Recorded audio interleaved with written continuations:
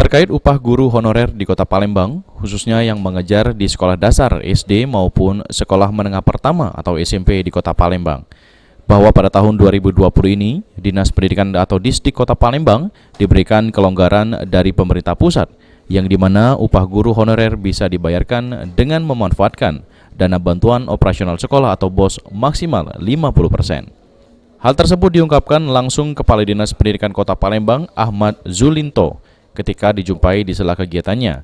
Ia menambahkan dengan adanya keleluasaan ini, guru-guru honorer di Kota Palembang tidak perlu khawatir lagi dengan minimnya upah. Dan diharapkan dengan diberikannya keleluasaan oleh pemerintah pusat terkait pembayaran upah guru honorer ini tidak menimbulkan permasalahan dari pihak sekolah dalam membayarkan upah guru honorer. Untuk honorernya juga kita sudah diberikan kelonggaran 50% oleh pemerintah pusat kementerian. Artinya anak guru-guru kita yang honorer, pegawai honorer, ini tidak perlu khawatir lagi.